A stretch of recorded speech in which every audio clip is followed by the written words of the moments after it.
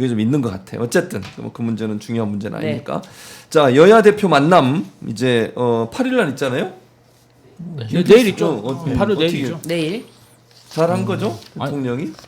아니 대통령이 뭐 근데 아니 근데 이제 순방 성과 알려주려고 이렇게 만나자고 한 네네, 건데 꼭 그 장동혁 국민의힘 대표가 문제예요. 뭐 단독 회담을 하자. 그럼 민주당 뭐가 됩니까? 뭐 이제 정청래 대표하고 네. 이재명 대통령하고 너무 막역한 사이니까 수시로 소통하고 네. 이번에는 좀 정청래 대표가 통 크게 양보하고 또 이재명 대통령이 설득을 했겠죠. 네. 그런데 참 이 장동혁 대표의 그 행태 정말 마음에 들지 않고요. 또 가서 또 의회 관련된 얘기 하지 않겠어요? 뭐 특검, 내란 특검 특검법 얘기하고 절대 안 그런 된다. 얘기하겠지. 우리 수사하지 말아라. 그다음에 내란 특별재판부 안 된다. 네. 하다못해 나경원 그 공소 취하 청탁 나경원 법사위 꼭 간사로 임명해달라. 이게 국회 일 아닙니까? 그렇죠. 국회에서 정말 여야가 머리 맞대고 이야기하면 될 것을 말이지 대통령한테 가서 또 이야기할 것 같아서 심히 민주당의 한 사람으로서 유감이지만 네. 대통령이 또 협치를 위해서 그렇죠. 모든 걸 양보하고 낮은 자세를 취하는 만큼 좋은 결과가 있었으면 합니다. 이번에는 악수를 할 거라고 보세요? 어떻게 할 거라고 보세요? 뭐 그게 저는 악수 자체가 중요하다고 생각하진 않거든요. 근데 이제 그거를 이제 이슈화하고 싶어하고 이제 그런 거를 좀 포인트화해서 좀 재미 이 요소가 아닌가 싶은데 저는 악수 자체가 중요한 것도 아니고 네. 일단 내용이 중요한 거 아니겠습니까? 근데 내용적으로 사실 뭐 야당과 협치를 하고 해야 될 텐데 네. 장동혁 대표의 지금 스탠스가 상당히 재밌어요. 본인이 당대표에 출마할 때는 분명히 공약으로 걸었던 것이 윤석열을 면회가겠다. 네. 그렇죠. 윤석열을 면회가겠다 하고선 당대표가 된 후에 지금 왜 윤석열 면회 날짜 안 잡냐 이런 목소리를 들으면서도 네. 이재명 대통령과는 지금 바로 9월 8일에 만납니다. 그렇기 때문에 이 지금 장동혁의 스탠스가 굉장히 재미있고 네. 장동혁의 이런 스탠스에 대해서 그쪽에서는 이렇게 말하더라고요. 1도씩 왼쪽으로 장동혁이 기울고 있다.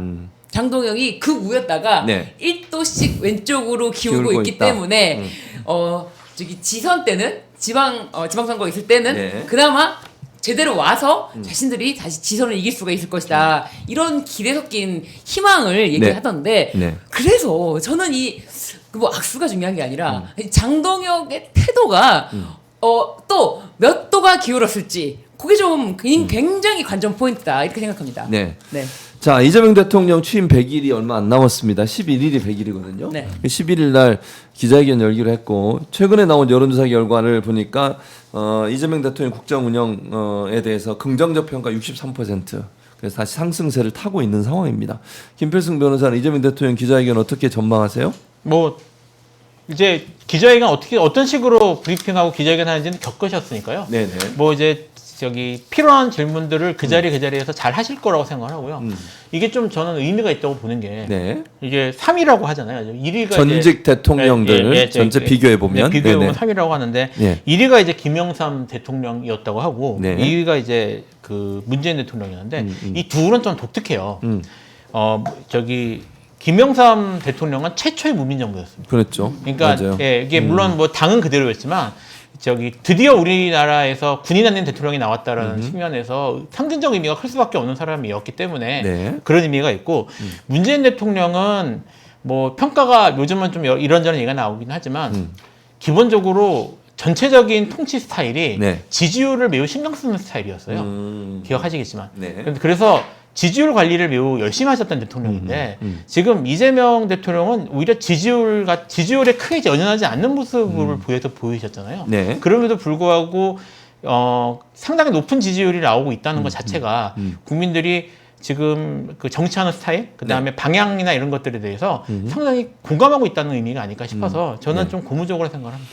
그리고 이제 이날 그 기자회견 할 때 네. 질문자들을 추첨으로 지난번에 추첨을 해서 뽑았거든요. 이번에 추첨을 하게 됐는데 마지막으로 공통 질문 하나씩 드리고 마치도록 하겠습니다. 만약 여러분이 그 자리에 기자로 참석한다면 어떤 질문을 던지고 싶은지 신인준 변호사님. 저는 안 돼요. 왜요? 저는 이젠 바라기. 잘하고 계십니다. 잘하고 계십니다. 막 이러면서 저는 그래서 안 돼요. 질문을 못 한다. 질문 못해. 너무 좋아. 너무 잘해요. 안 돼. 내가 알아. 내가 뭐 무슨 날카로운 질문하겠어. 아우 너무 잘하신다. 그 무엇을 말씀하시든 제가 지지하겠습니다. 막 이럴 것 같아. 알겠습니다. 자, 김지호 대변인 혹시 질문. 저는 뭐 네. 오늘 국토부에서 네네.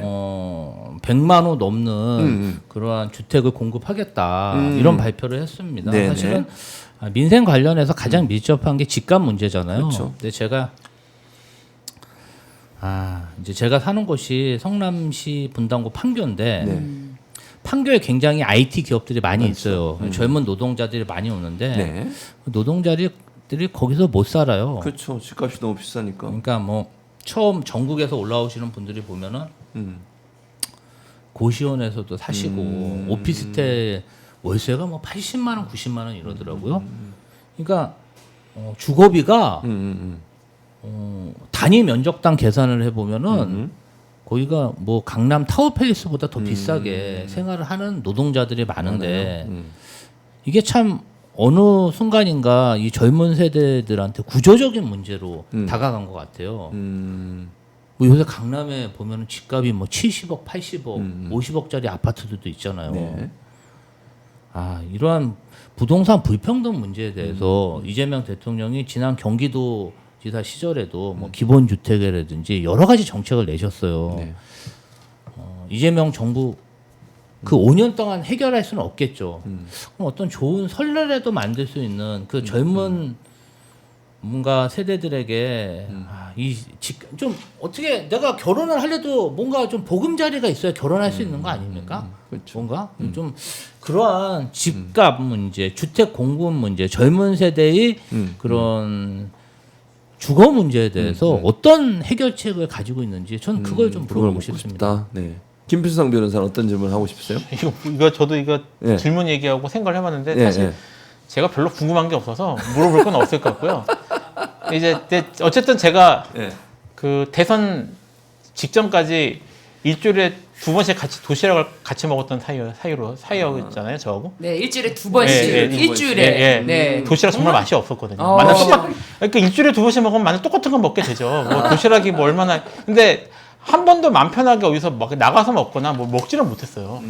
그래서 일단 요새 맛있는 거 많이 드시는지 네네. 궁금하긴 그걸 하고요. 궁금하다. 그리고 지금 대통령 어쨌든 5년 임기 마치고 나서 네. 끝나고 나면은 이제 계실 때 말고요. 끝나고 나면 마음 편하게 맛있는 거와 함께 술 한잔 하시면 좋겠다. 이런 좋겠다. 말씀 드리고 싶어요. 알겠습니다. 김필성 변호사님이 술을 드시나요? 저요? 먹는 건 다 좋아해요.